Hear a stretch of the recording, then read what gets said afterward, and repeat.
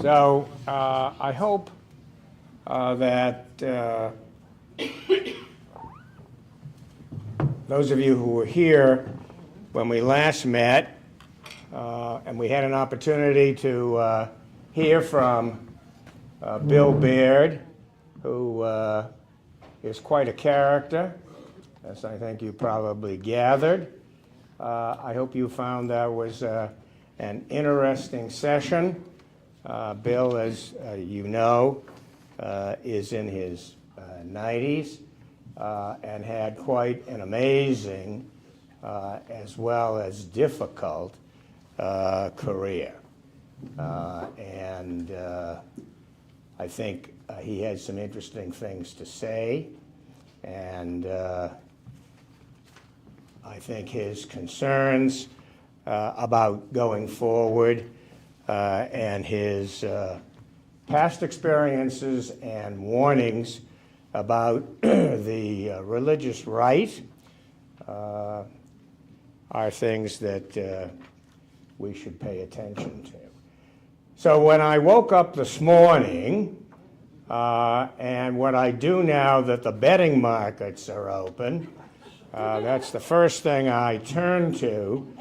And this greeted me because this is a continuing 24-hour-a-day chart at every time there's a major movement. Not every time there's a bet, but every time there's a major movement, this changes. And the last time we looked at it, it was 50-50. And there was $1 billion that had been bet. This is no longer 50-50, as you can see. And the amount of money that's been wagered on this, on Polygram, is $2 billion. And we're still 3 weeks away. So I have no idea what this is going to wind up being. I mean, both in terms of what the percentages are and what the amount of money will be, but it's going to be a very big number. A very big number, and I think should concern everyone. Yes? Are these numbers based on polling? Are these numbers No, based no. on where the money- This is a betting market. So Has they're nothing to do with polling. It has nothing to do with anything except what people are willing to wager on the outcome. This particular, there are quite a few of these operations. They're all different. Polygram is the biggest, which is why I have been using it, but there's one called Predict It. There's one called Kalshi, K-A-L-S-H-Y, which is actually the company that brought the lawsuit, which has led to the opening of this kind of betting. You can't make these bets at this point in a casino, but that will come. But you can make the bets now online here. And there's basically, for Polygram, there's no limit. I mean, there have been bets as high as 100 million. So do you want to put together a pool here? We can get 100 million, I think. But this raises the question, Duncan, which you have raised, which is, what does this mean? I mean, the polls don't show anything like this.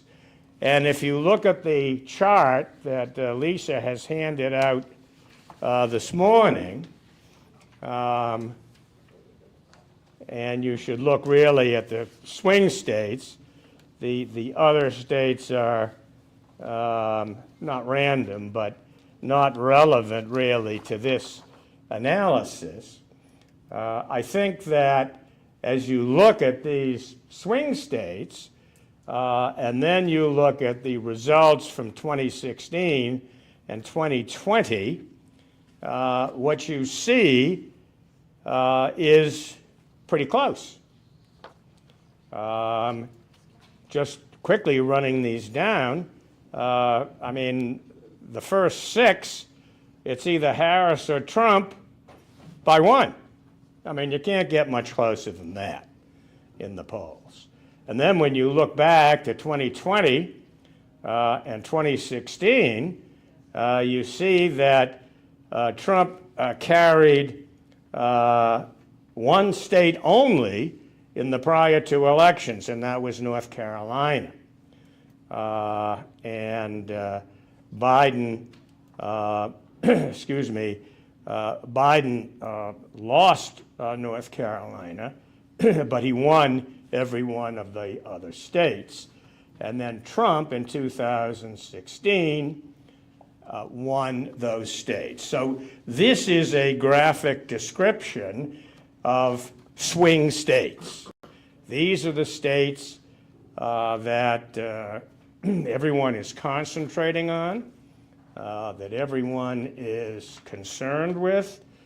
We had numbers this morning from the state of Georgia on, because it was the first day of early voting.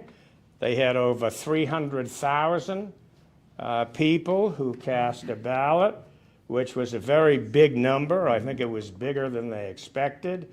Prior to that, the early voting was well down from 2020.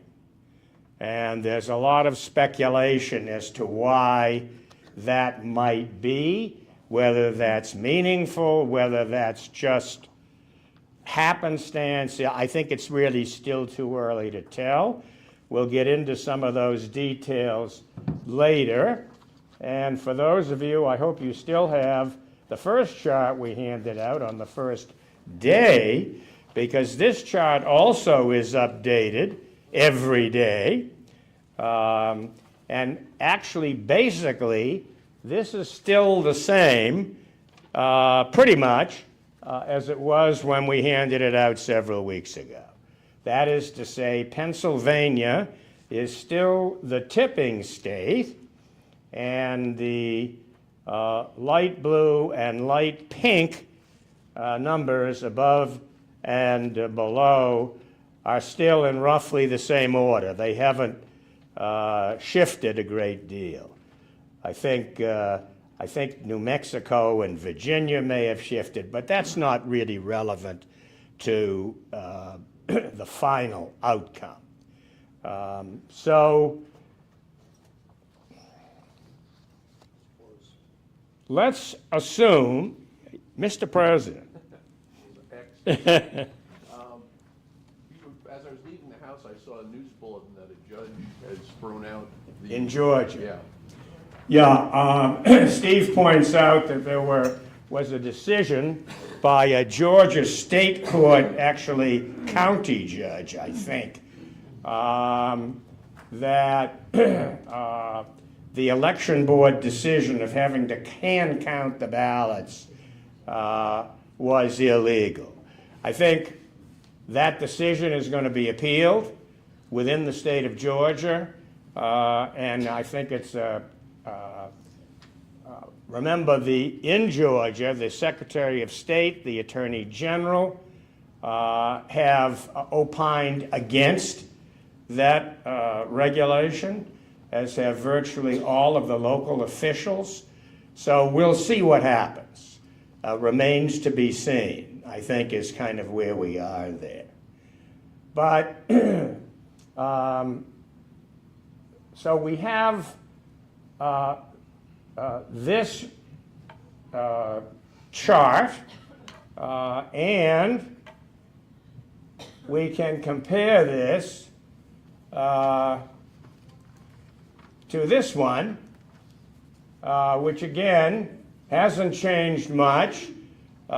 This shows the current 270 to win, which shows the same 7 states: Wisconsin, Michigan, Pennsylvania, North Carolina, Georgia, Arizona, and Nevada.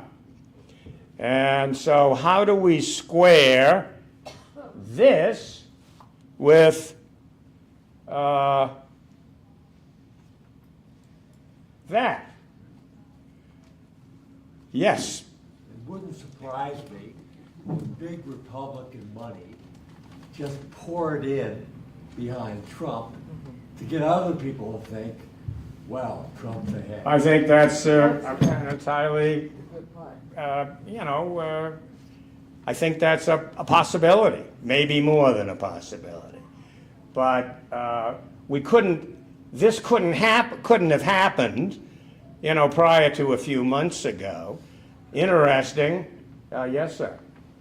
Another thing that might parallel with this is Trump Media and Truth Social stock went way up in the last couple of weeks, adding about $1 billion to Trump's net worth on paper. And then yesterday it plunged and they had to halt trading because it declined over 10% in the day. So there's another vote with your money, but who knows What's going to happen? Right. Yes. Is there any truth to the rumors that Yes. Donald is about to bet on Harris so that he can say, I knew all along I wasn't going to win, I'm going to make a lot of money? I guess I would say to that, anything is possible. Yes, Corlin? So, could you explain, if somebody bets 100 million and Trump wins, do they get that much money, or I don't know how it works? They do. Because, They lose that much money. well, that's right. In other words, it's a win or loss.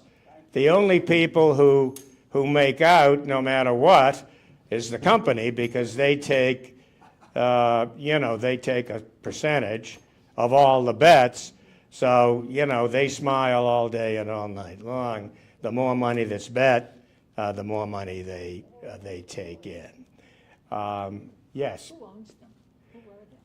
I'm not sure, actually. I think this is a publicly held company, but I don't know that for a fact.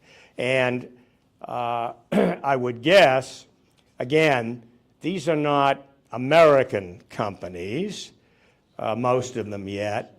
They're foreign-based groups, so who owns them is always a question.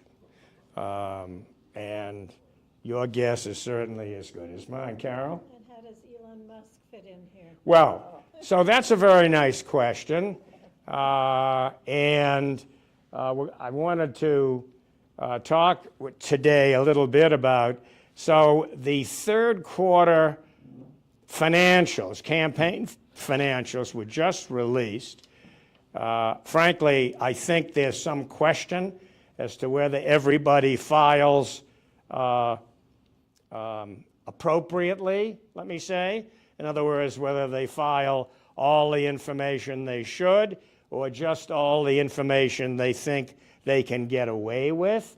But regardless, Musk spent the last quarter $80 million on Trump, on the Trump campaign, and Miriam Adelson spent $100 million on the Trump campaign in the last quarter, and a guy named Peter Uihlein spent $50 million in the last quarter.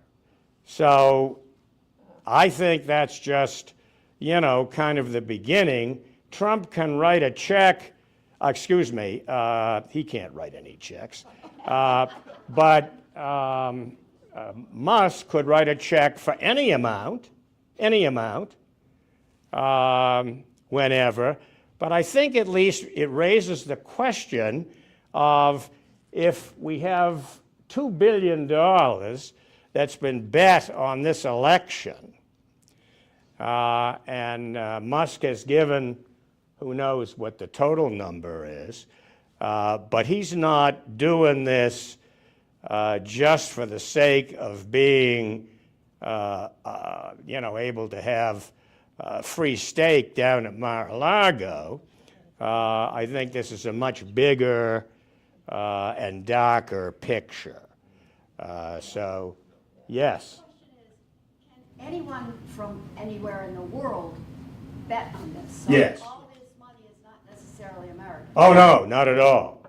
Not at all. This is all internet-based stuff. So anybody can access it. Bill? Do other companies legally, other countries legally authorize gambling? Well, I don't know what the, Can you repeat the question, because Oh, we're okay. online. Okay. Every time someone asks. I'm sorry. Thank So, Do other countries legally authorize gambling on elections? do other countries legally authorize gambling on elections? I don't know what the number is, but there are many who do. So I don't have the number off the top of my head about it, but there are certainly plenty of countries that authorize. Yes. Where are, if all these late contributions, where are they gonna spend them? I suspect that everybody has already scheduled TV time and radio time and everything else. Well, so you mean where are the candidates going to spend it? Where are the candidates going to spend the money that they're raising? Well, I think there are a couple of answers to that. One is that there probably is still some ad time available, obviously less and less. Hey, the election is 20 days away. So how much unscheduled ad time is there? I mean, it's already unmanageable for anybody who's looking at the screen. The other, I think, another answer, maybe not the other, is maybe they're not spending it. Who knows where this money is going? Bill? Throughout the news recently, we've been hearing that the Democrats have raised $1 billion. Well, Kamala raised $1 billion from late July until a couple of days ago. And there was another number that was thrown out of $650 million that had been raised, I think, in the last quarter. So I'm not clear how those numbers sync or whether they sync. In other words, I don't know if there's an overlap there. I think some of that is overlap. Clearly, there's no shortage of funds here. I think that's what we're saying. And we said at the beginning, or I should have said in the first class, that this would be by far the most expensive election ever in the history of this country. I think it's going to be by a large number, and in truth, we'll probably never know the real number. And what is going on here is something else yet again. Yes? Yes, good to see you, Maynard. Nice to see you. If I give $1 to my candidates, what percentage is shaved off by the folks that agglomerate that I don't even know about? I give $1 somehow.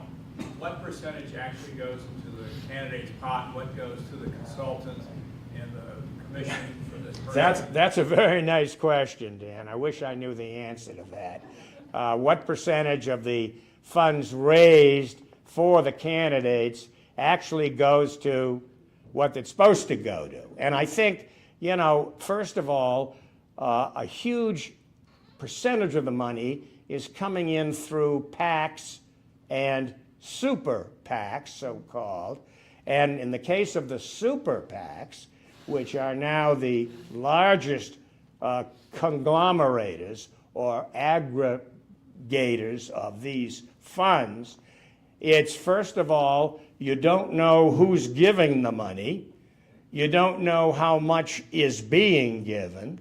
And I suspect that only a very few people know where this money is going.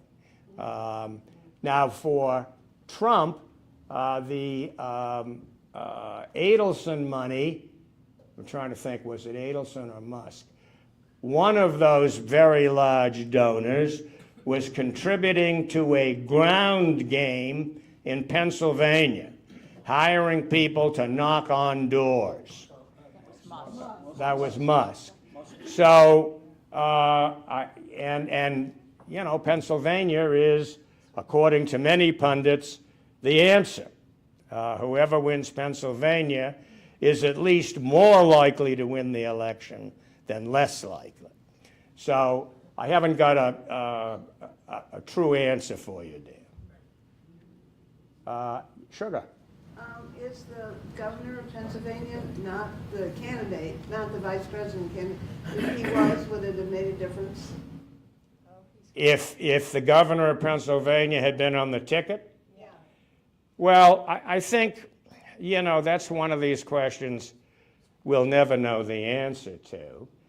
If Harris should win, it's probably a question we won't hear very much. If Harris should lose, I expect we'll hear that question a lot. Yeah. And so I think that's kind of where we are on that. Well, what I wanted to start off with today was, let's assume that that Vice President Harris and Tim Walz are flying in their helicopter to meet with us this morning because they're concerned about the next 20 days and they need our best advice as to what to do to win this election. And what thoughts do you have about these last 20 days? I can remember last September when we had a class that a number of you, many of you actually, I think, attended. We were at 300 and some odd days. We're down to 20.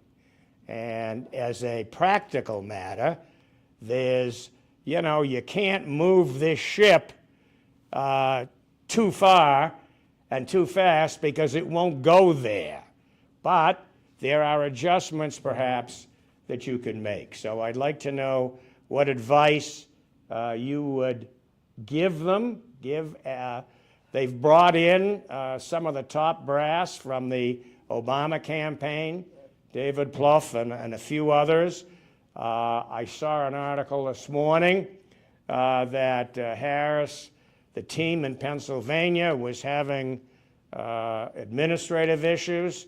We've heard about administrative issues before from the Harris campaign going back before she was president. The office of vice president was in turmoil at several points during the last 3+ years. People were coming and going.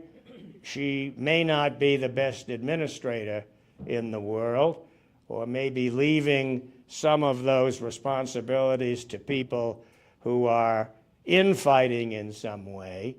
But I thought that was a disturbing note at this point in the campaign. In any event, so what say you all? Did any of you see the speech in Erie? What did you think about that? And did you see, you know, Ave Maria on the other side? What did you think about that? We're seeing two very different perspectives, not only on the policy, but on the whole conduct, really, of these two campaigns. And yet, it's, I think, no matter, I mean, this is still a pretty close race, even here.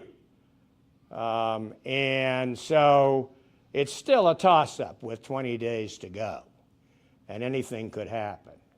Carol? You didn't include the numbers of the more women that came out against Trump having sexually abused them. There's a vast greater number. I don't think I saw that, but how could it be a greater number than it already was? I mean, I don't have that number in my head, but I'm not sure I could. Like 18 more women. I see. Martha? One thing that gets me about Trump is they keep on trying to interview him and ask him questions about things, and he goes off on completely different subjects. And they keep trying to bring it back, and he just keeps going in different subjects, and it doesn't register with people. So Martha's point is that Trump is not responding to questions and is just going off on different topics. I think that there are people who feel that Harris, although I think in a somewhat different way, may not be responding to certain kinds of questions except with some kind of a standard format perspective. So yes, Betty? I think Kamala should give more interviews so people could get to know her. We don't really So Betty says Kamala should give more interviews so people could get to know her. She's given a lot of interviews. I think today was, I think, on Fox, 6 o'clock.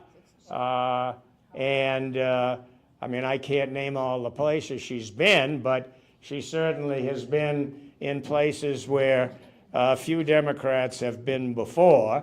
So I think she's picked up on that. And, 20 days, how many interviews can she give? Dan? Yes. If the helicopter comes in with the Harris crowd asking for our best advice, I'd say hire for her to hire James Carville with the authority he would have to fire anybody necessary to get the job done. So Dan says definitely bring in James Carville and with the authority to hire or fire anybody. Yes, Joan? Definitely use Barack Obama more and more. So Joan suggests using Obama. He did give one major speech, but that's not a lot. No. Yeah, Bob.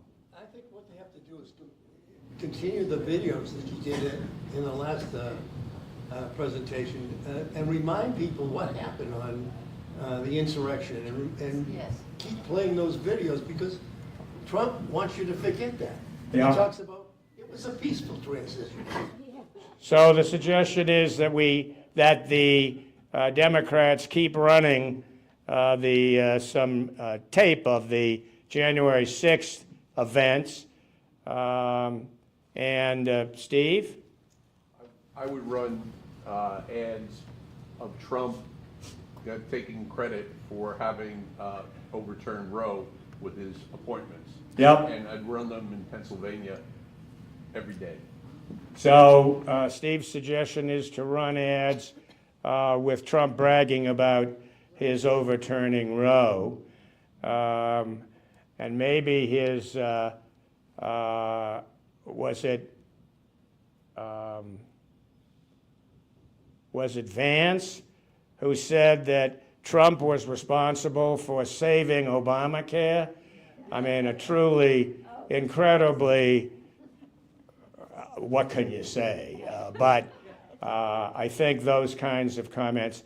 It was interesting, I thought that, I think it was either yesterday or the day before, where Harris was speaking to a group, and she used a clip in that presentation. And I think the effectiveness of that, in my view at least, can't be overemphasized. I think she should be doing more of that. Duncan? I'd like to see them somehow get better coverage of all the people who worked for Trump and now say will not support him. That's I mean, there are people who were the closest to him in the White House the first time around. A large number have bailed, and he's got a totally different crew behind him now. Well, and so there are a lot of those people. We saw some of them at the Democratic convention, and there's occasionally you'll see an ad or something about the number of these people. I think that the names of these people are probably not as familiar to many people as they may be to some of us, but that's another opportunity to emphasize. So what about, here's a question for you. So until quite recently, the term influencer was one that I hadn't picked up on. But we see a lot of endorsements, and we see a lot of influences. These are people who appear on the internet, YouTube, X, Facebook, Instagram, TikTok. And it turns out there are a lot of these people. And it turns out that they make money on the number of posts that they put on these various sites. So if you look at who these people are, and some of the names are completely and totally unfamiliar to me. I mean, we all know the name Kim Kardashian, but, you know, why does she get $2.1 million a post? $2.1 million a post on TikTok or one of those. So I don't frankly understand that, but we see a tremendous use of this kind of thing, and depending upon who's watching this stuff, query, is it, you know, are people really voting for others because Kim Kardashian or some athlete or some music star says, let's do this? I mean, does it make any difference if it's Taylor Swift or Beyonce or whoever? Yeah. Who's paying this 2.1? I'm sorry? Who is paying this money to these? Presumably the people, well, presumably TikTok is paying it, or Facebook, and they are collecting from the people who are watching these things, and presumably that's where the money's coming from. Yeah, Andrew. Can I go back to your previous question about what you'd say? I don't remember what the previous question was. You can. Okay. It was, what would we say to Kamala? Yes, that was the original question. Right, so I wanted to offer something that may seem rather heretical. I'm from Pennsylvania. I voted absentee. I would say you need to live in Trump country for the next 3 weeks. And I would say your message should be to the Trump voters, the people who are on the fence, you're right. You're right. You have been screwed.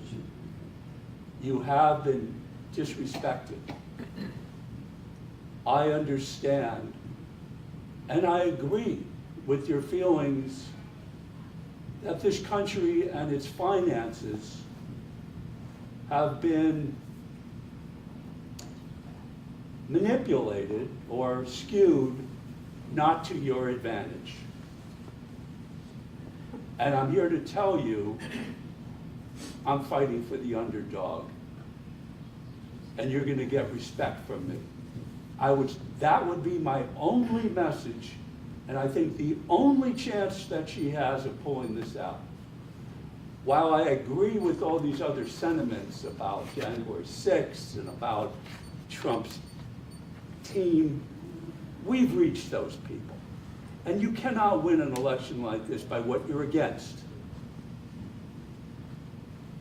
So I'm going to pull the James Carville and say, if she doesn't become more of a populist and say, you're right, you're right. So Andrew suggests that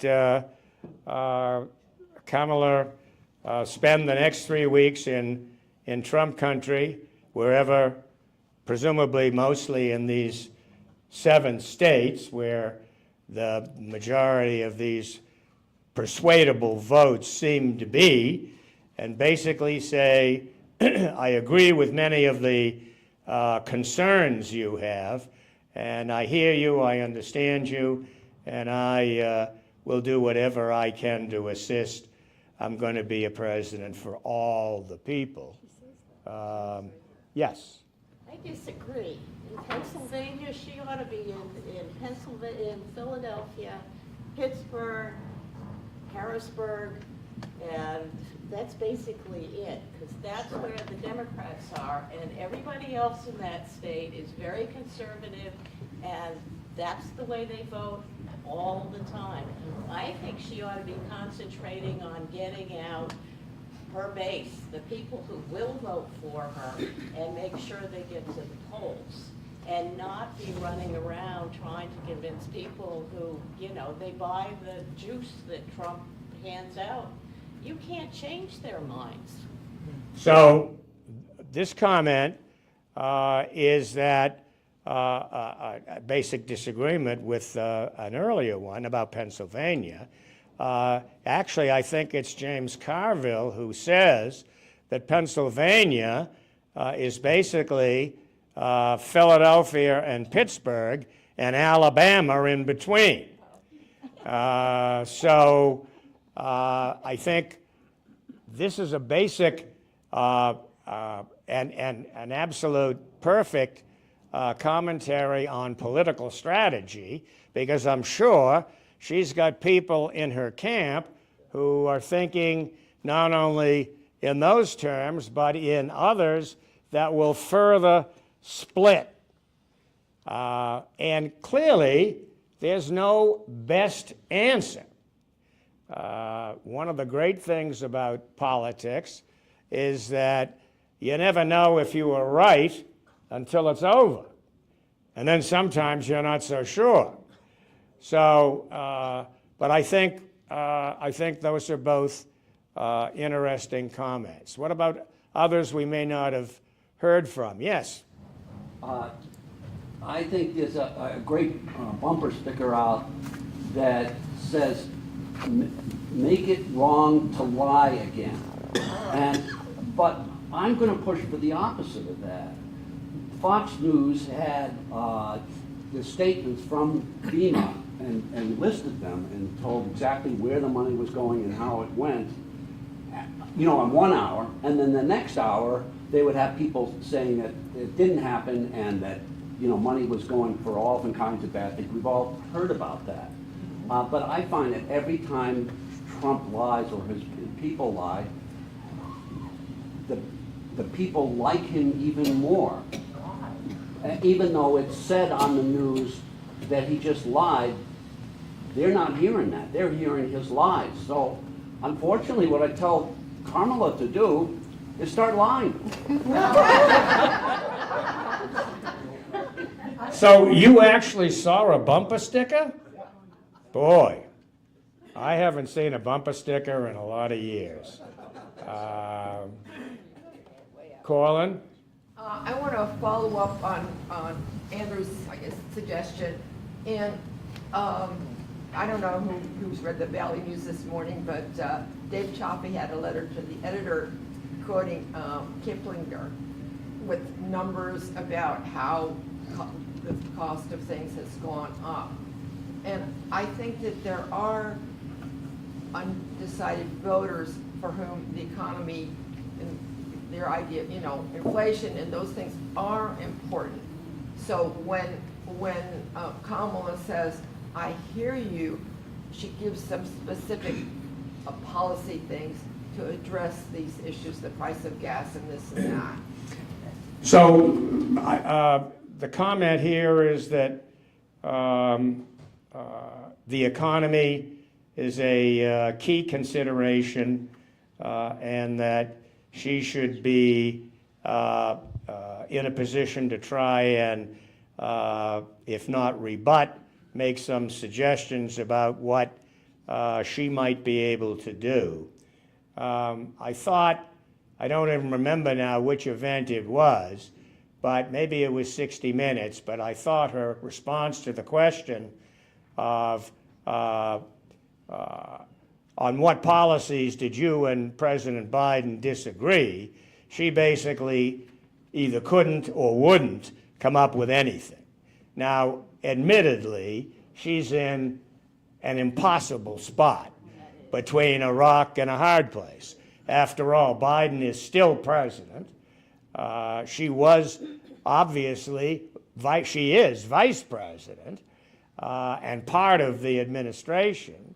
So if she disagreed and she, you know, now wants to point that out, there's the obvious question of, you know, why didn't you? And there's, of course, a response to that. Well, I'm not the boss, is the obvious response.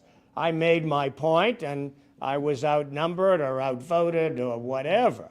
But that takes it further away from the point. And I think she's in, really, that position is doubled down, really, over the next 3 weeks. Because what do you do? I mean, the price of gas, I would have bet a lot that the price of gas would go up in the last couple of weeks before the election, and still may, because our friends, the Saudis, are going to put their thumb on the scale. That's what I would normally expect. With everything that's going on in the Middle East today, I think it's a little difficult to expect anything. What you really do is expect everything. And so the other thing is, if you look at the price of groceries, just as a general category, the fact is that on many things, the price of groceries has come down. Things that people, particular categories, eggs, for example, have been influenced in the last couple of years by the outbreak of flu viruses among the population of the chickens. But once you get started talking about that, you lose 80% of the people you're talking to. The other thing that I think is very important, frankly, is that in this country, if you look at the ownership of the food chains, the supermarkets, there's a very large percentage of them that are owned by non-American companies, that are owned by European companies in particular. And having an impact on how those companies are pricing, I think, is even more difficult than sitting down, you know, in the old days, if you were talking to Stop and Shop or Kroger or whoever these people were, you were talking at least to people who are in this country. Now, if you're talking to those people, their bosses are in all kinds of European countries. And maybe only a part of the empire of those conglomerates. So food is only one of their concerns. Yes.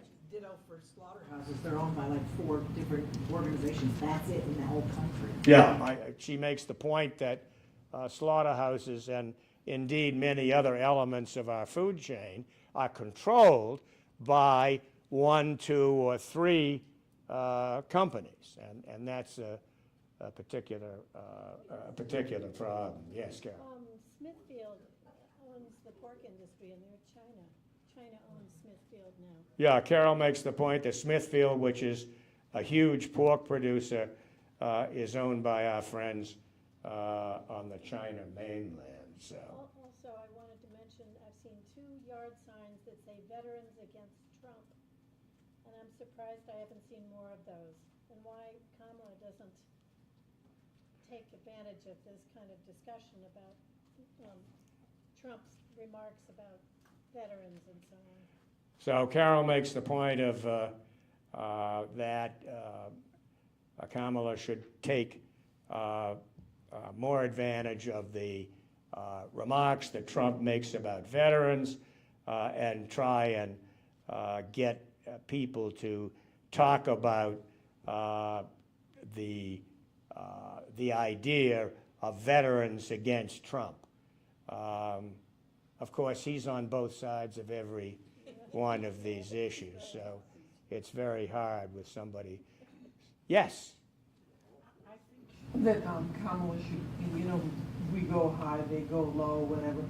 They think she should go good and low right now and really flood the market with advertisements that show, say, clips of Trump talking about, or pictures of January 6th.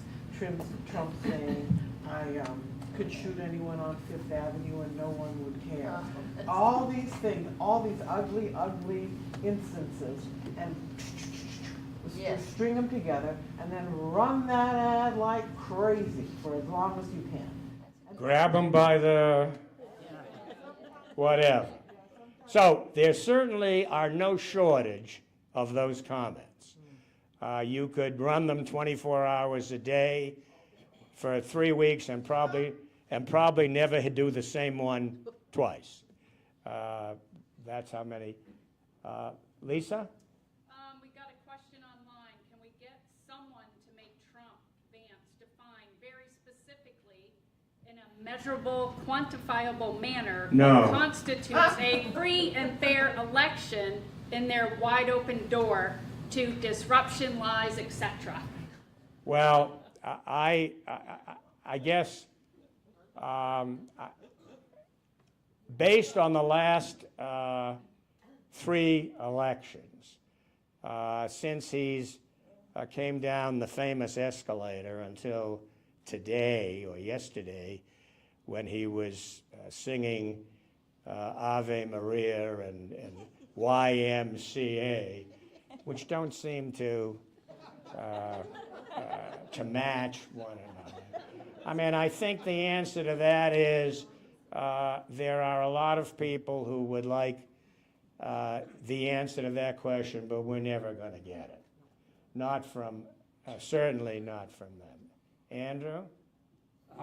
In my past career, I directed TV commercials. And so We need you. Yeah, no, I have a question, and I'd love to hear what people say.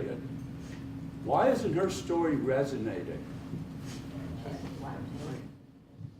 So Andrew asked the question, why isn't Kamala's story, the story about middle class and her rise in California and Why is what she's saying and standing for not resonating? And is that a question that we should be asking? Well, so I think that's an interesting question. There was a comment here, which I think is an interesting response, because she's a woman. She's a black woman. And not only is she a woman, she's a black woman, and not only is she a black woman, but she's also partially Hispanic and Indian, and so she has all of these attributes that many people don't think are attributes. Can I follow up though? But why? Sure. We know it's front and center right now that it's not only not resonating with people in her own demographic, But we're going backwards with the people in our own demographic. So I'd say if it's not resonating with them, there's something beyond just that she's a woman.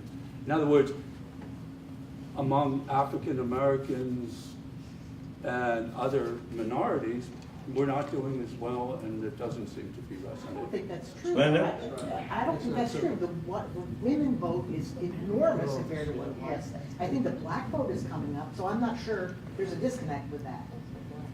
Ross? Well, the other thing about Kamala is she's new compared to Trump, and you always want to keep that in the mind. At this point, Trump's been around a long time, and if they're looking for somebody, that could be an advantage. If they're looking for somebody to do something different, they're not very likely to get it as much as they think with Trump. They're more likely to get it with Kamala. She's new. So one word I haven't heard, I don't think, is Michelle. Where is Michelle Obama? I would argue that she is far and away the best possible spokesperson for Kamala Harris. She's just behind her husband in terms of that kind of popularity. When the two of them spoke at that rally, which was back, was that at the convention? I don't even remember anymore. But she was better, and she is better. She's an incredible speaker, and I think she has an incredible rating, if you will, with Americans across the country.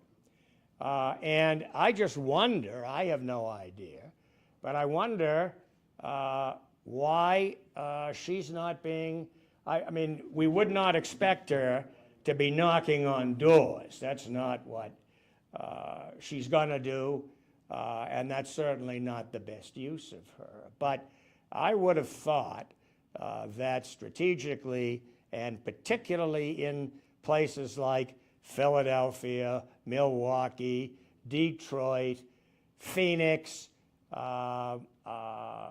Atlanta, in those cities where there are large populations and large black populations, that using her could be one effective strategy. Bill? I think one thing to keep in mind regarding the whole election is Kamala has a pretty big challenge. She has a very demanding job that really occupies probably 80% of her psychic energy. How much time does she have to devote to elections and the campaigning compared to Trump, who has a lot of free time? Maybe she should get some guaranteed votes to equalize it. Well, I think she does have a quote-unquote full-time job, but if she wants the next one, she's got to devote 48 hours a day to achieving it. I mean, I think we would all agree on that. And, as we said, I think earlier, this Scylla and Charybdis place that she's in, between a rock and a hard place, I'm sure that the president understands what's required, and that while obviously in the case of a national emergency, she would be there, I think that he certainly would understand what's required in the interim. Yeah. Don't you think she should do more positive promotion, first of all? And secondly, there was just information about the economy in this country right now.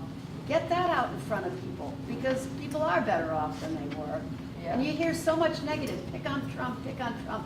Why waste your time and picking on garbage? Why waste his time on what? Picking on garbage, Trump. Leave him alone. Promote the positive information instead of Okay. saying negative all the time. Promote the positive and leave Trump in his own space. Martha? One of the big things that Trump rails against is the immigrants. And I think they should respond more to that, because we have a number of industries in this country that really depend on immigrant labor. industry, and I heard the other day that the construction industry has slowed down because they don't know what's going to happen in the vote, and so much of their population is. So Martha makes the point that there should be much more concentration on Trump's characterization of the immigrants. Clearly, that is, I think, his single strongest issue, as I think abortion is Kamala's strongest issue.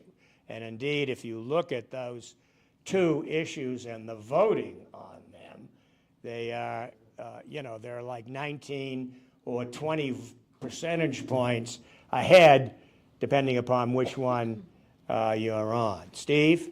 There's an ad that I've seen that the Harris campaign is running where it's a guy who looks like he'd be a Trump supporter, but he's talking about the fact, I'm not rich as hell. And Donald Trump, there's a clip of Trump saying, I'm rich as hell. If they focused on that a bit more and talk about the tax cut that he put through, which raised the deficit 40%. Yes. And how it benefited him, and it expires next year. Yeah. Yes, yes. So there's an argument to be made there. I'm not sure that it isn't too far in the weeds to be a good ad, that people would respond to it, but I think with some crafting. So you said something interesting at the beginning of your comment. You said the person in the ad looked like a Trump supporter. So what does that look like? He was wearing a red MAGA hat, or he was tearing off his shirt like Hulk Hogan? Holding a Bible upside down. Holding a Bible upside down. And selling them for $60 when they were printed in China. So how do you even tell that story? Well, I think this has been quite interesting. The Vice President thanks you very much for your comments. She will take all of this under consideration. Richard? No one has mentioned, if you win, Kamala, and you know you have won by the counts, what are you going to do? Are you preparing a strategy to close the election? Okay, I think that's a fair comment. What are you going to do to close the election, i.e., to get to Inauguration Day without some kind of revolution? And I think that's a very interesting question. As I've said, I know before, I've deliberately scheduled these classes so that we have two actually after the election, one the day after, and one the next week. It's possible that we could have one in January, maybe even in February, depending upon how bad things go. But I do think that that point is a good one. So let's take a break here. Let's take 10 minutes, and we'll come back. And I want to talk for a little bit with you about why the system of elections that we have in this country is for the birds.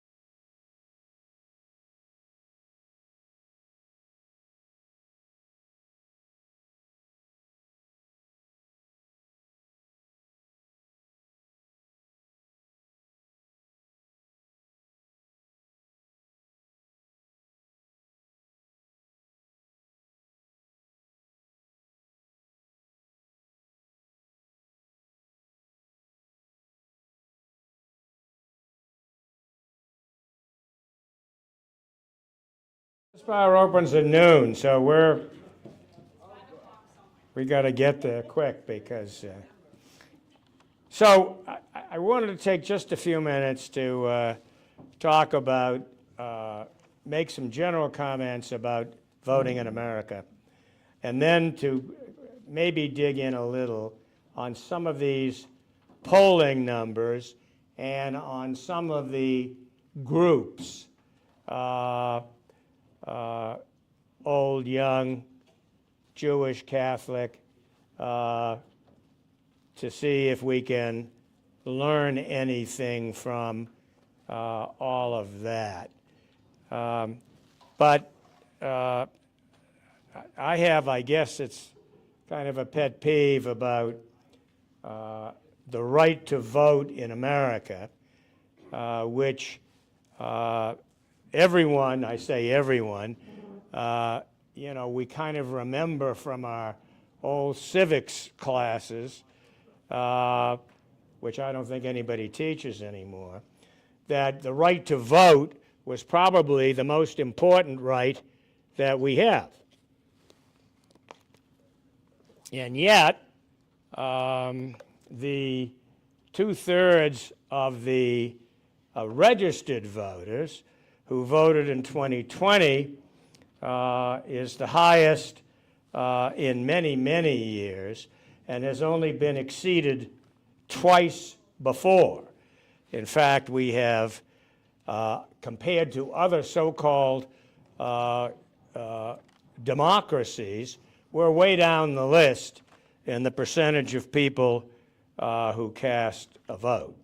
But quickly on voting in America, I want to just kind of run through, although obviously a full discussion would take much longer, some things that I think we need to remember about our elections and the way they're conducted. So first and foremost, people are often surprised that there is no constitutional requirement for a popular vote for president. That never happened. It was never brought up at the Constitutional Convention in Philadelphia. Not a single one of those 55 white men thought that a popular vote was a good idea. That's number one. Number two, they set up this electoral college, not like the college across the river, but a bunch of people who are delegates, quote unquote, to political conventions to select our candidates. And in our history, our election history, there have been 19 times out of the 46, 45 presidents we have where the president has been elected by a plurality, not a majority. Almost 40% of the presidents have been elected by a plurality. Now, I hasten to add that Abraham Lincoln was elected with the lowest plurality of all, 39% of the votes. So sometimes you can make an excuse or you get away with it. But in many cases, the system is set up so that you don't need a majority. That's, I think, an important point. The primaries that we have that have turned into these ridiculous year-long events are much too expensive. They take much too long. Somebody mentioned to me they have friends in Canada. The Canadian elections, by law, the federal elections are limited to 36 to 50 days. The whole process is a couple of months. And so it can be done. Admittedly, Canada has a much smaller population. I understand that. But in any event, then the first 9 elections for president in this country, there was not even a record of a popular vote. And 8 of the 10 of those guys were slaveholders. So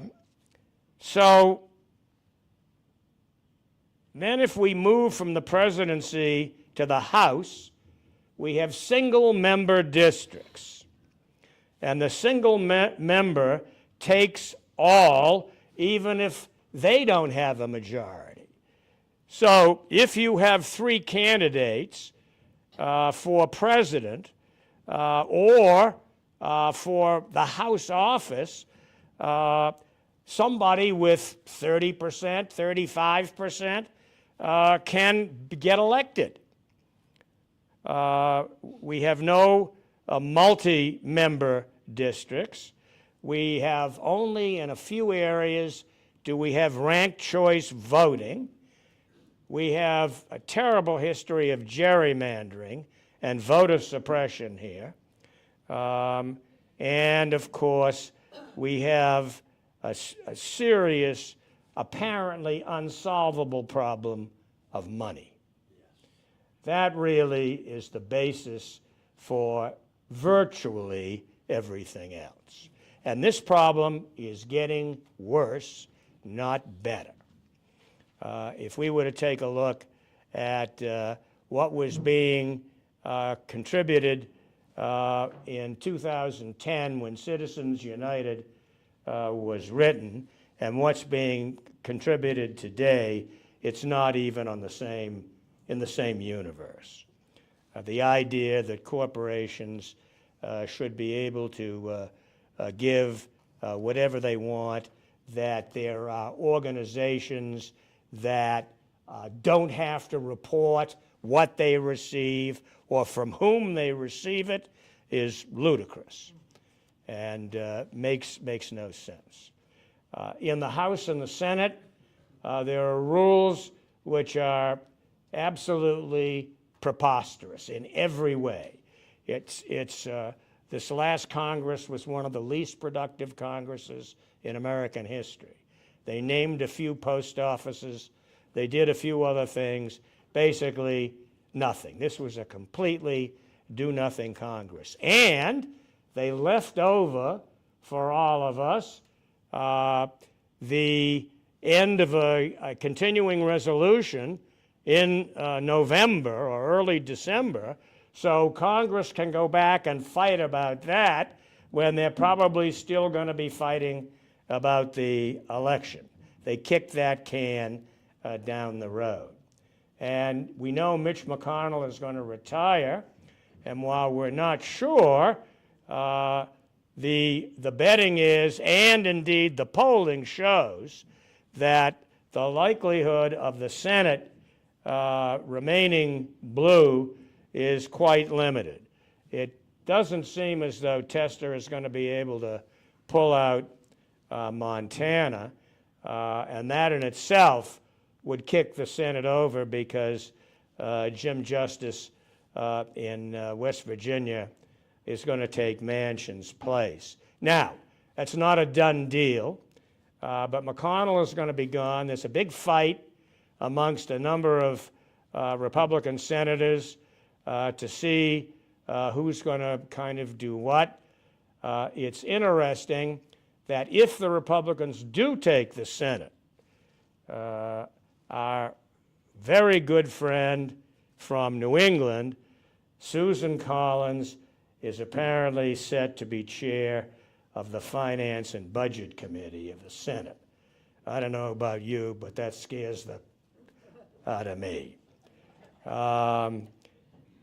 There's absolutely no provision for a non-peaceful transfer of power anywhere in our Constitution or in our laws. There are succession issues with regard to presidents and vice presidents. We have amendments with regard to this. We have laws with regard to this. But basically, this remains kind of a nightmare. Indeed, the system we have now would make the Speaker of the House of Representatives the President if something should prevent either the elected President and or Vice President from holding office. The thought of anyone coming out of the House, certainly on one side, to be President is pretty scary. Then we have 50 different sets of laws and regulations for elections, one in every state. Then this business of selecting a VP, I mean, it's just amazing to me. You know, this goes back really to the very old days of Jefferson and others, and for 100 or more years, a vice president never even attended a cabinet meeting. They were never invited. They had no role, no job. And until, you know, much later, when the comment was made here about Harry Truman, I mean, when Roosevelt died and Truman went to he had never been in the White House, never set foot in the White House. He didn't know about the existence of the atomic bomb. Famously, he said to Eleanor, "Is there anything I can do for you?" And she famously responded, "Mr. President, is there anything I can do for you?" And that, of course, was not the first vice president, indeed, to have those kinds of issues. So I don't want to beat this into the ground. I just want to say that I think we are extraordinarily lucky that it took 59 elections, quadrennial elections, before somebody stumbled into a peaceful transfer of power. But I think it won't take 59 more. And I have no idea what's going to happen here. We're not even sure, of course, who's going to win. But I think that if Trump does not win, we are in for some repeat of what we have seen before, and perhaps a lot worse. So let me move from there. Just to make another comment here, you know, there's an official transition process that is set up every 4 years between the existing government and the two major candidates for office.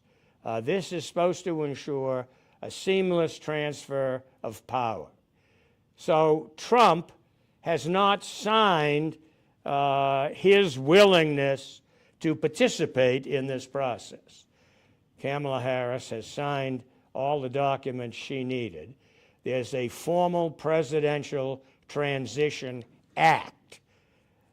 Trump hasn't signed it. She has signed it.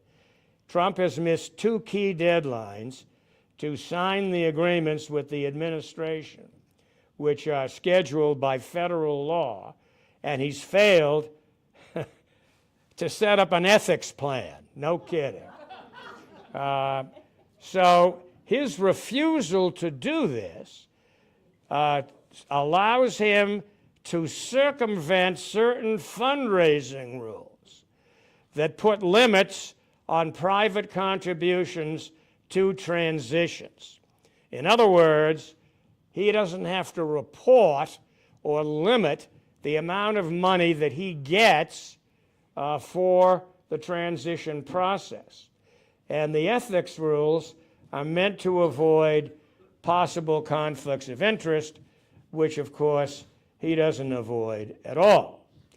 So the delaying process cuts off the funding and prevents Trump's aides from getting security clearances, because they can't start that process until all of this has been signed off. What difference does it make if they can't get security clearances? Well, one difference it might make, if they were elected, is that that process will be either rushed, ignored, or in some other way truncated. Now, in 2016, you'll remember, after his election, Trump fired his transition team.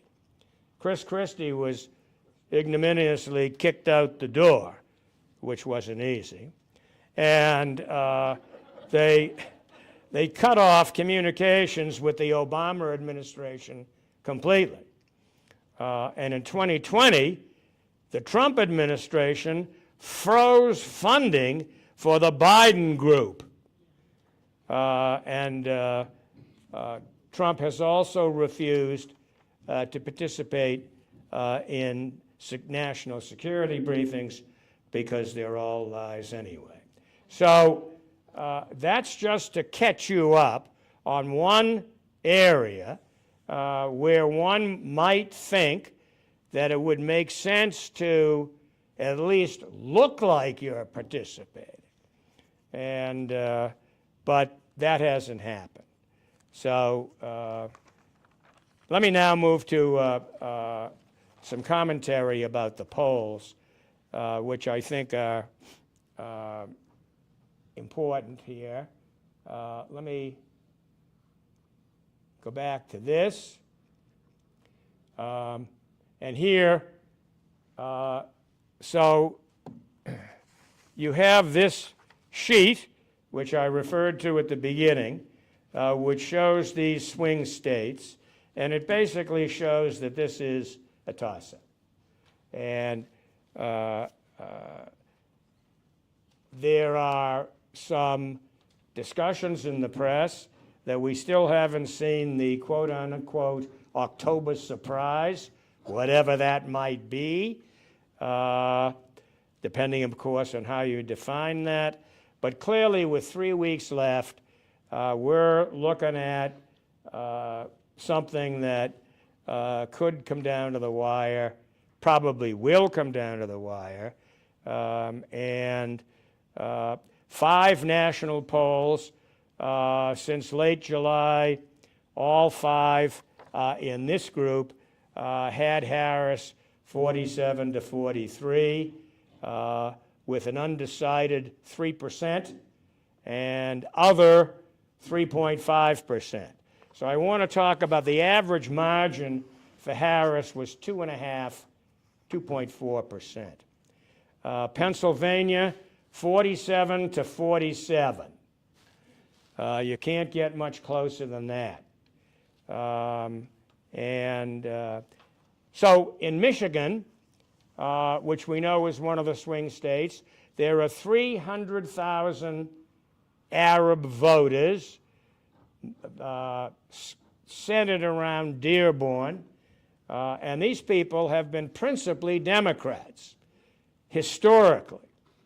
The polling there today, such as it is disastrous for Harris. These people believe that the Biden-Harris administration has sold them out. Biden won the election by about 110,000 votes in Michigan in 2020. There's more than enough votes in this population to wipe that out.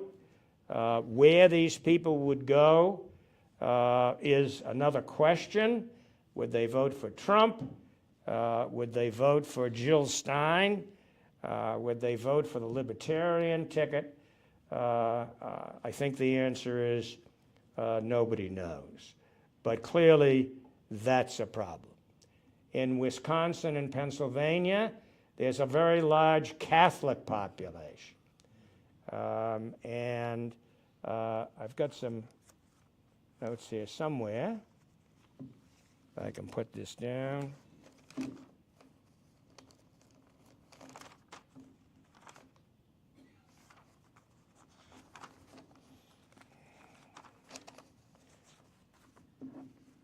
I don't have it in front of me, but those numbers are interesting, and we know that Pennsylvania has been critical. If we look at this this chart, we see that Biden won Pennsylvania, but in a very close race, and then in 2016, Trump won that election also in a very close race. So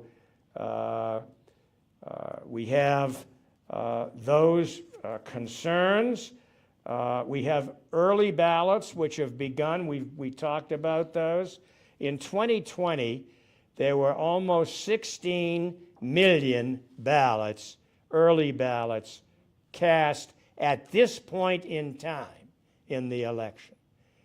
Right now, 20 days before, 16 million. If you count Georgia's vote yesterday, the number is 5 million. Now, what does that mean? I don't know that it means anything, but I'm sorry? Well, that's right. COVID was there in 2020, and people were scared to go out and vote, and that probably was a big percentage of it. But we have no way to measure whether that is the answer or only part of the answer. So, only 5 states have gender breakdowns of these early votes. Colorado, Georgia, Idaho, Michigan, North Carolina. To date, in those 5 states, this does not include the Georgia numbers, because I don't think they had been counted at this point. It's 55% women and roughly 45% men. That's a 10% gender gap, which is very large. So does this reflect any trend that we might see? It's too early to tell, but it could. And if you look historically at Democrats and Republicans going back to 2000,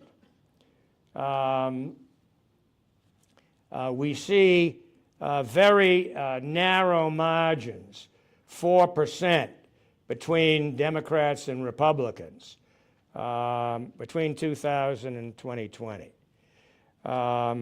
In North Carolina, remember the storms, 25 counties where FEMA has called them a disaster area, favored Trump by 25 points.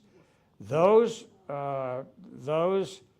counties or areas were Trump counties, heavily, 25%. Biden carried the rest of North Carolina by 3.5 points. So, query, unknown. What effect, if any, will there be in those areas of North Carolina between now and November 5th? I don't know the answer to that, but I can see lots of lawsuits coming out of those and lots of problems with those 25 counties, and some interesting questions about how these votes were cast, where they were cast, who cast them, who counted them, and should they in fact be counted. Nate Silver, whose name I'm sure you all know, has been weighing in, and he has a kind of an elaborate system of win probability. That's somewhere in between the betting markets and the polls. And according to him, the margin of the popular vote, the winning margin, you can tell from the winning margin what the likelihood will be of winning the Electoral College. And so he says that Harris needs to win 51% of the popular vote, which would give her maybe a 4.5% margin. That would give her like a 92% chance of winning the popular vote. Trump's target is 48.7%. If he gets to that number, he would have roughly a similar likelihood of winning the Electoral College. I'm just looking at these voter turnout numbers. I mentioned 2020, 66 and 2/3. The other 2 years were 1900, where it was 73%, and 1876, where it was 82%. That's the highest we ever had. And that's a year that you should at least keep in the back of your mind, because in that year, there were 4 or 5 states who submitted 2 sets of electoral votes. They were from the South. And Congress, in their wisdom, decided to set up a commission. And they had 5 senators, 5 House members, and 5 members of the Supreme Court. And the commission voted by one vote, a Supreme Court justice, to appoint Rutherford B. Hayes rather than Bill Tilden, who had won the election in the popular vote. And so I'm not suggesting that's something that necessarily anybody would recommend again, but that is some kind of a precedent. So we've talked about the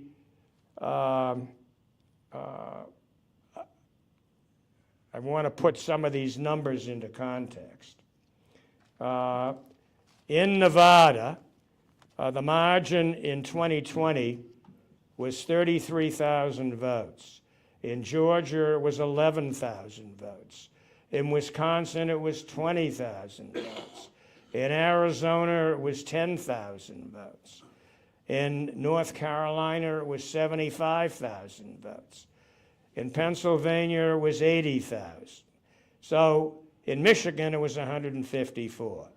But as I say, that number can be wiped out with the Arab population easily if they choose to do that.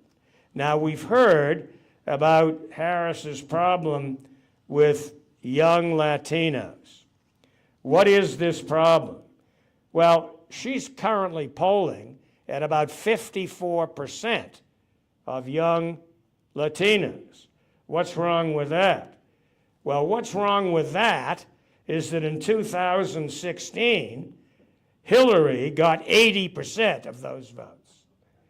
So the numbers are way down.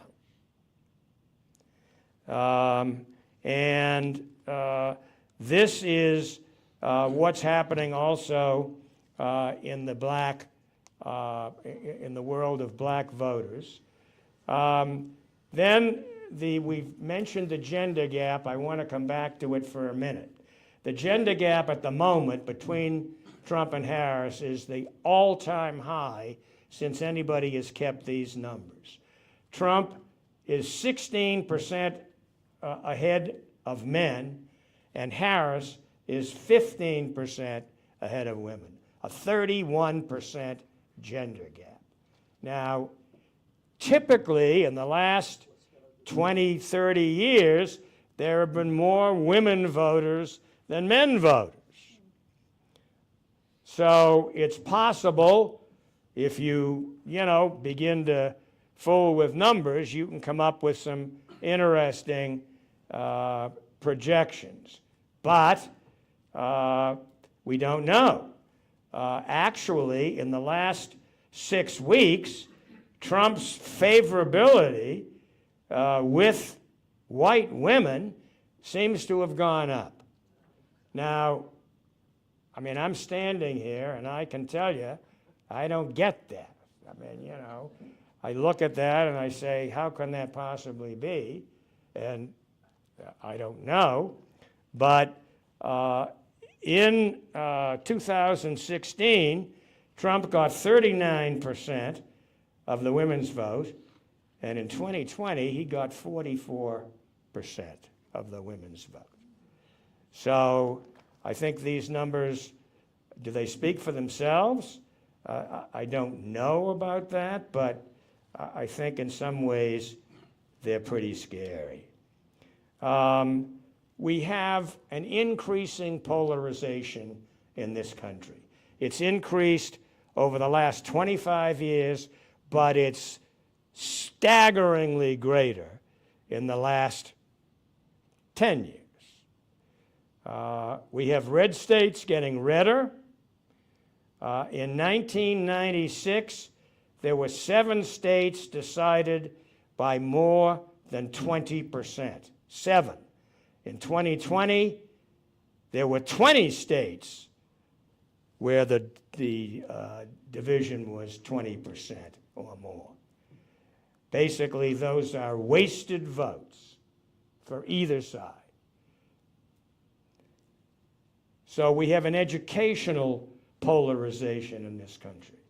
Somebody said here, he looked like a Trump voter. I actually walked into the post office the other day, and it was the first time I had seen someone with a MAGA hat in that post office ever. So, again, I mean, one hat does not a trend make, but I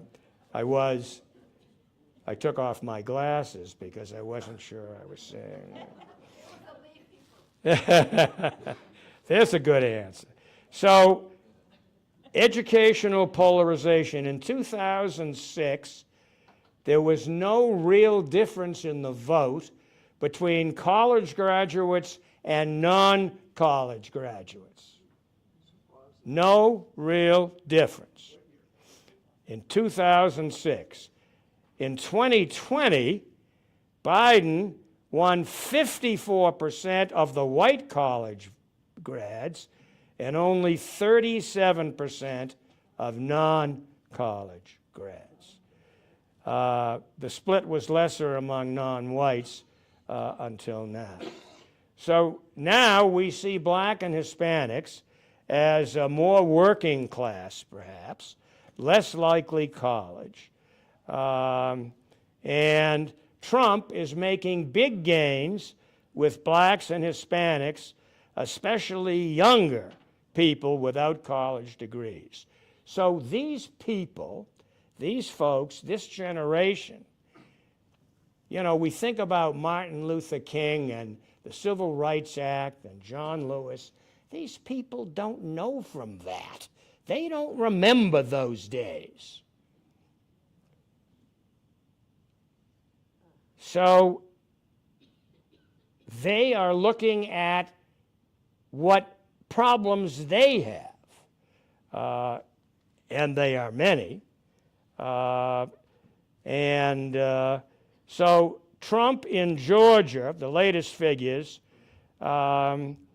he had 9% of the black vote in the 2020 election, and currently the polls show him at 15% of the college vote.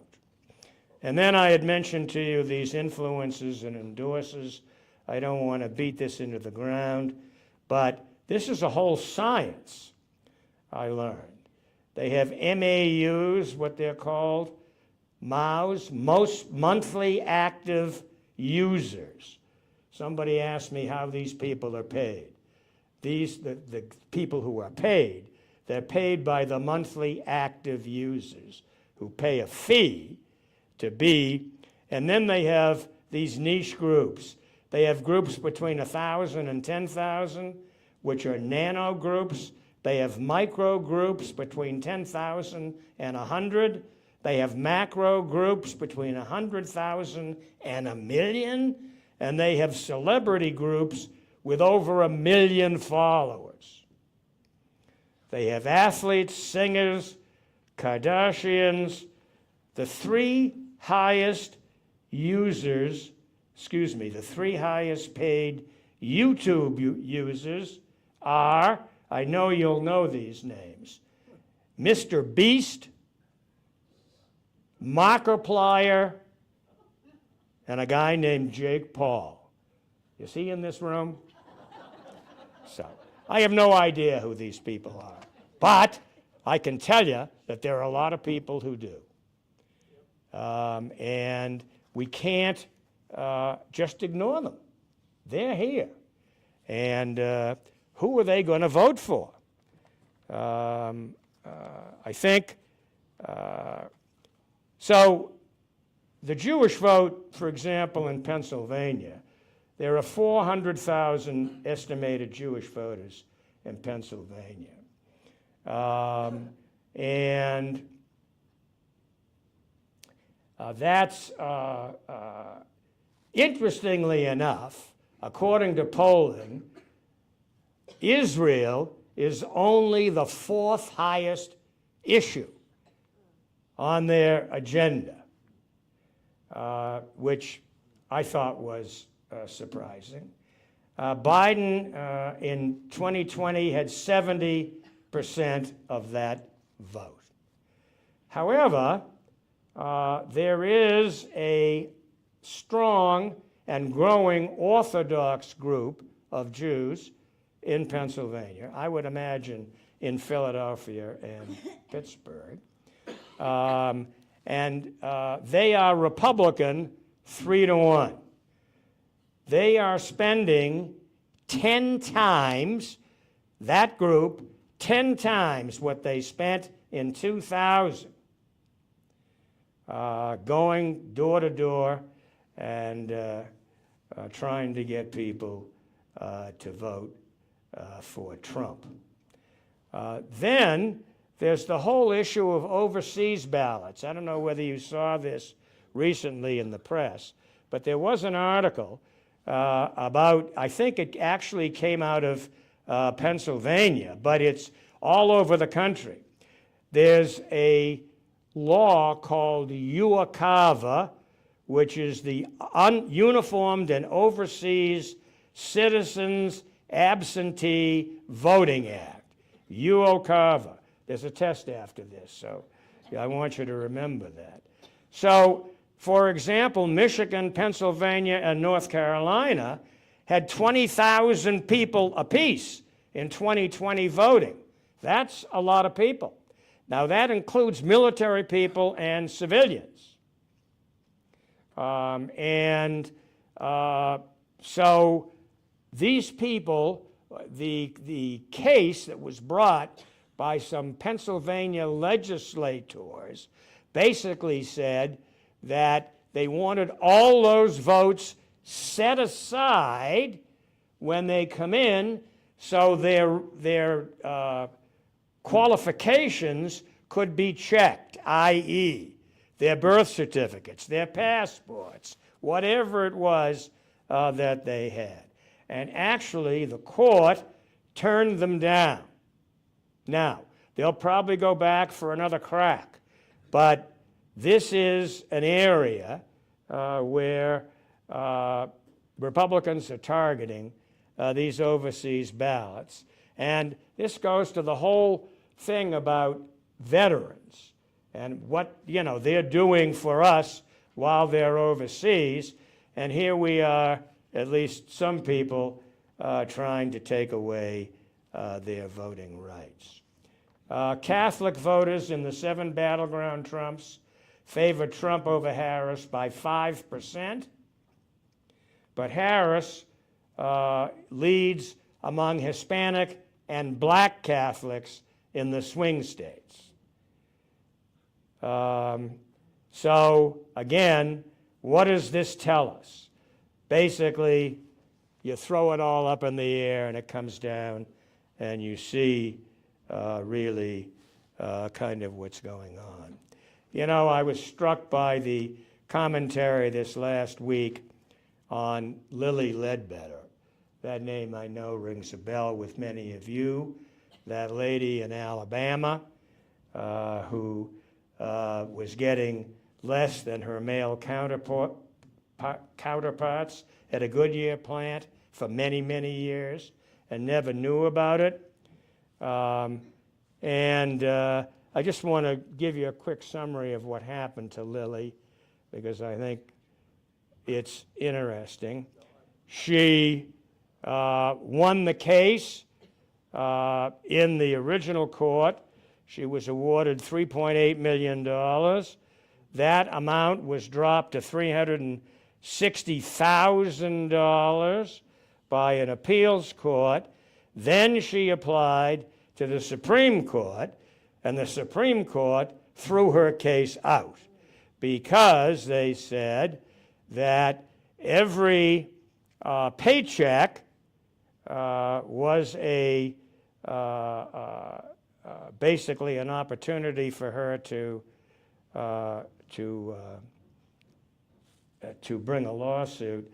But of course, she never knew how much money anybody else was making. In fact, at the Goodyear plant, if you revealed your salary, you were fired. So that was another wonderful decision by Justice Alito.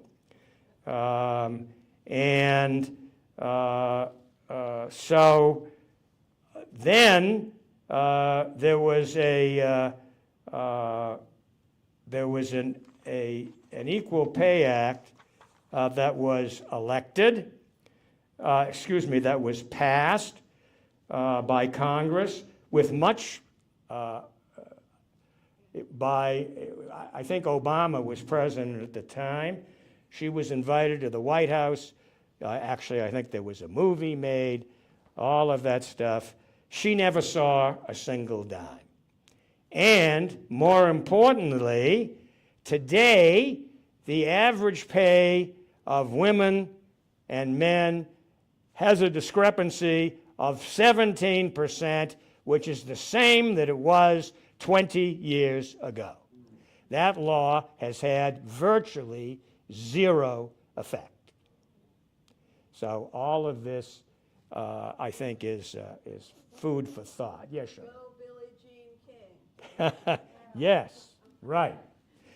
There's been some progress in the area of sports, although the differences are still pretty amazing. The immigration, in 2013, the majority of Republicans, 53% supported a path to citizenship for immigrants, even if they were here illegally. By 2019, that was down to 39%. Today, 2/3 of Republicans, 65%, agree with Donald Trump that immigrants are poisoning the blood of our country. So, I mean, those are the kinds of numbers, I think, that are pretty scary. Finally, just to top this off, our good friend Howdy Rudy, Rudy Giuliani, who's one of my favorite characters, and Ruby Freeman and Shay Moss, you remember their names, I think, won this huge lawsuit, $146 million for defamation. And they're now, I don't know if you followed the case, he's been disbarred both in New York and D.C. He's got a whole bunch of lawyers. Actually, he's got lawyers suing him for unpaid bills and other lawyers who are still working for him. That's an interesting dynamic. And he has a property in New York and a property in Palm Beach. He has a Mercedes-Benz that he says has a special value because it once belonged to Lauren Bacall. I don't know how he proved such a thing, but maybe. And then he's got some luxury watches that were given to him by Joe DiMaggio and a couple of other Yankees. And he's due back in court on October 26th, and he's claiming that basically they have no entitlement to these assets. And so we'll see what happens. I did do a little research, and Ruby Freeman and Shay Moss are being represented by a law firm in New York, Wilkie Farr Gallagher, which is a very prestigious law firm, on a pro bono basis, along with a public service law firm and one other co-counsel. So they're getting good counsel. They're fighting. Of course, one of Giuliani's lawyers said, how can we possibly throw an 80-year-old man out of his condominium in Palm Beach? So lawyers can be lawyers, and so it goes. So we have 3 weeks left. I think one of the things that we've seen today, and I think we all had a gut feeling about this, is there's nobody who knows how this is going to turn out. And by the time we meet again next week, it'll be 14 days. And then, I mean, we're in the final lap here. And whether something happens on the outside, I mean, if you read about what's going on, not just in Ukraine or in Israel and Iran, but in the Far East with the Chinese and Taiwan, I mean, yeah, well, certainly North Korea. I mean, anything can happen. If you don't think there's foreign interference in our elections, believe me, it's big time, and big time dollars. We'll talk about money again next week. So thank you very much for your attention, and I look forward to seeing you shortly.